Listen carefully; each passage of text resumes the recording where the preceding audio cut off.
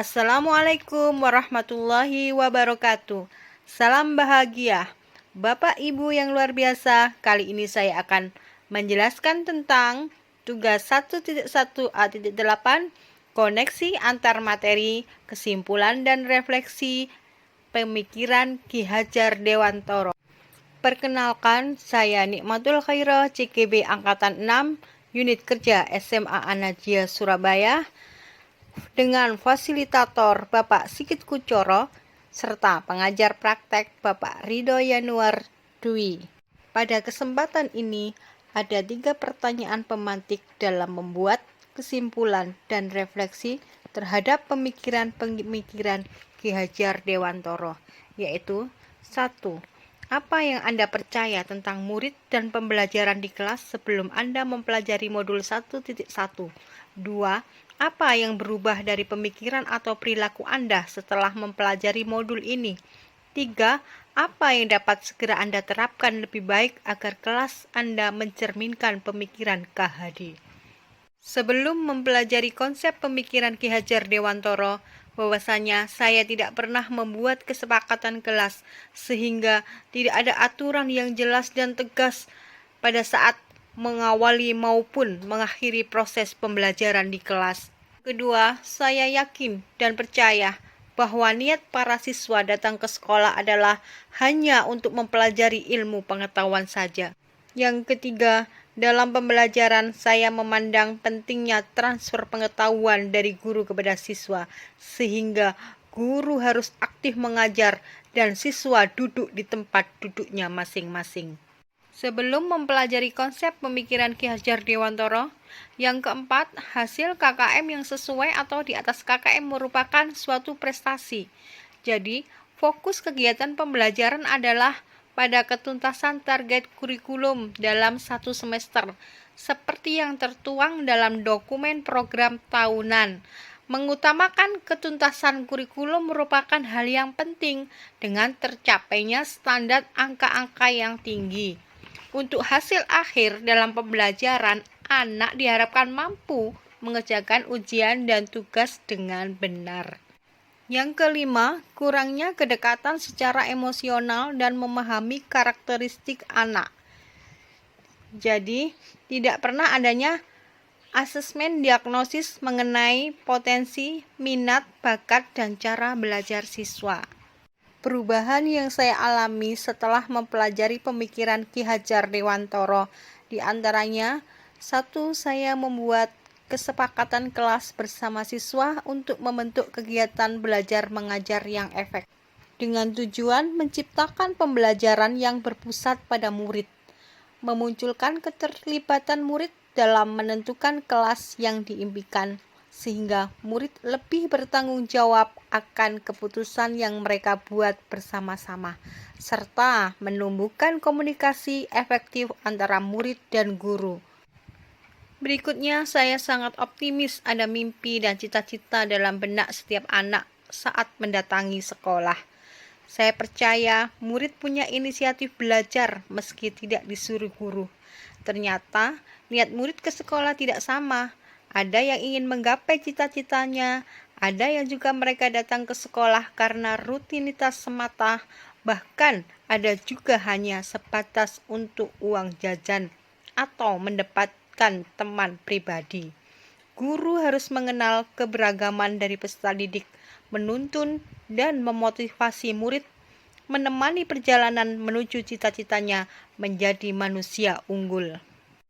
Berikutnya, perubahan yang saya alami setelah mempelajari pemikiran Ki Hajar Dewantoro, yaitu saya memposisikan siswa sebagai subjek pendidikan yang memegang peranan penting terhadap jalannya pembelajaran.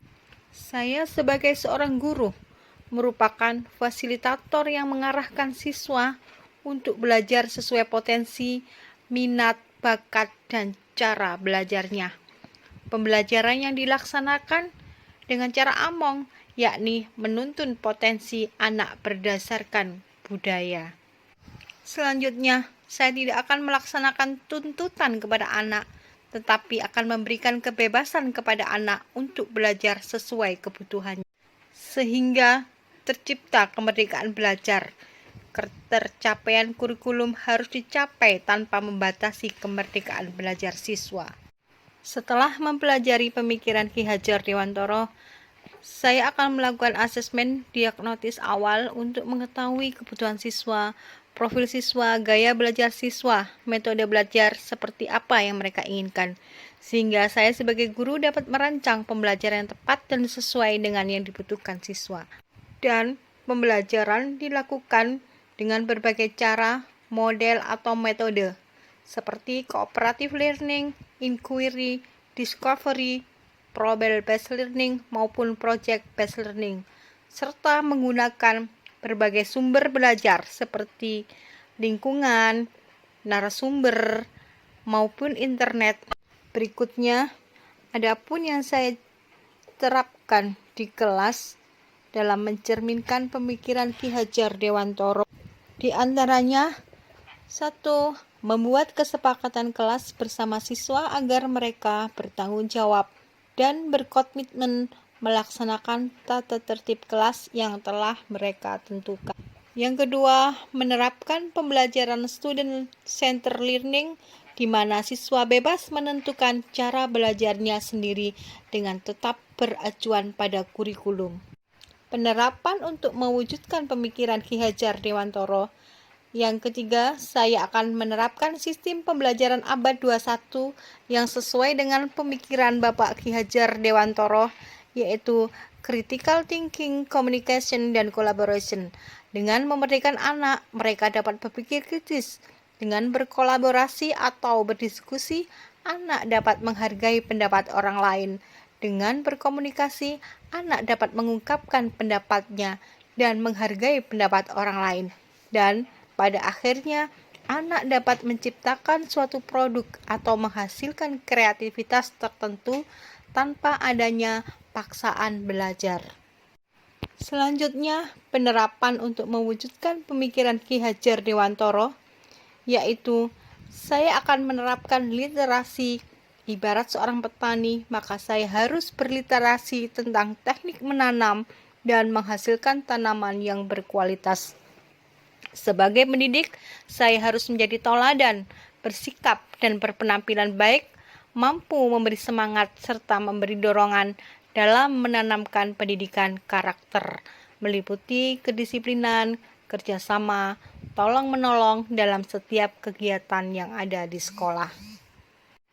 Berikutnya, penerapan untuk mewujudkan pemikiran Ki Hajar Dewantara, yaitu saya melakukan pembiasaan dalam mengucapkan kata maaf, tolong, dan terima kasih sebagai bagian dari penanaman dan penguatan karakter.